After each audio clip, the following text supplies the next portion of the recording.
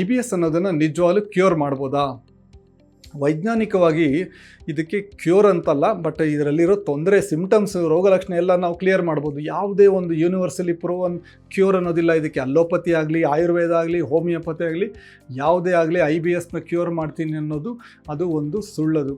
ಯಾಕಂದರೆ IBS ಇದೇನಾಗುತ್ತೆ ಅಂದರೆ ಒಂದು ಕಾರಣ ಅಲ್ಲ ಇದಕ್ಕೆ. ಎಷ್ಟೊಂದು ಸಾರಿ IBS ಇರೋರಿಗೆ ಯಾವುದೇ ರೀತಿಯ ರೋಗಲಕ್ಷಣ ಇಲ್ದಂಗೆ ಆರಾಮಾಗಿ ರೆಮಿಷನ್ ಅಂತೀವಿ, ಅಂದರೆ ಆರಾಮಾಗಿ ಅವರೇ ಮ್ಯಾನೇಜ್ ಮಾಡ್ಕೊಬೋದು. ಹಾಸ್ಪಿಟ್ಲ್ಸು ಡಾಕ್ಟರ್ಸ್ ಹತ್ರ ಬರ್ದೇನೆ, ಸಿಮ್ಟಮ್ ಫ್ರೀ, ರೋಗಲಕ್ಷಣ ಇಲ್ಲದೇ ವರ್ಷಾನುಗಟ್ಟಲೆ ಇರ್ತಾರೆ. ಇದಕ್ಕೆ ಯಾಕೆ ಕ್ಯೂರ್ ಅನ್ನೋದಿಲ್ಲ ಅಂದರೆ ಇದು ಒಂದು ಕಾರಣದಿಂದ ಆಗೋವಂಥದ್ದಲ್ಲ. IBS ಅನ್ನೋದು ಒಂದು ಕಲೆಕ್ಷನ್, ಒಂದು ಕ್ಲಸ್ಟರ್ ಆಫ್ ಸಿಮ್ಟಮ್ಸ್ ಅಂತೀವಿ. ಸೊ ಅದು ಹಲವಾರು ಕಾರಣಗಳಿಂದ ಆಗ್ತಾ ಇರುತ್ತೆ. ಒಬ್ಬೊಬ್ಬರಿಗೆ ಒಂದೊಂದು ಥರ ಕಾರಣ ಇರುತ್ತೆ. ಹಾಗಾಗಿ ಎಲ್ಲರಿಗೂ ಒಂದೇ ಕಾರಣ ಅಂತಲ್ಲ.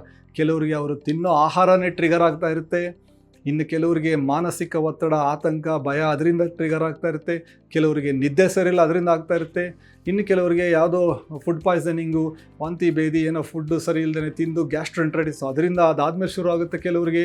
ಇನ್ನು ಕೆಲವರಿಗೆ ಆ್ಯಂಟಿಬಯೋಟಿಕ್ಸು ಇನ್ನೊಂದು ಮತ್ತೊಂದು ತೊಗೊಂಡು ಅದರಿಂದ ಟ್ರಿಗರ್ ಆಗಿರುತ್ತೆ. ಕೆಲವೊಂದು ಟೈಮ್ ನಮ್ಮ ಕರಳಲ್ಲೇ ಬ್ಯಾಕ್ಟೀರಿಯಾ ಎಲ್ಲ ಚೇಂಜ್ ಆಗ್ತಾ ಇರುತ್ತೆ. ಕೆಲವೊಂದು ಟೈಮ್ ಸಣ್ಣ ಕರಳಲ್ಲಿ ಅಧಿಕ ಸಂಖ್ಯೆಯಲ್ಲಿ ಬ್ಯಾಕ್ಟೀರಿಯಾ ಓವರ್ ಗ್ರೋತು ಇಂಥವೆಲ್ಲ ಕಾಂಟ್ರಿಬ್ಯೂಟ್ ಮಾಡ್ತಾ ಇರುತ್ತೆ. ಸೊ ಕಾರಣ ಒಬ್ಬೊಬ್ಬರ IBSಗೆ ಒಂದೊಂದು ಥರ ಇರುತ್ತೆ. ಹಾಗಾಗಿ ಎಲ್ಲರಿಗೂ ಆಗುವಂಥ ಒಂದು ಸಿಂಗಲ್ ಕ್ಯೂರ್ ಅನ್ನೋದು ಯಾವುದು ಇದುವರೆಗೂ ಇಲ್ಲ.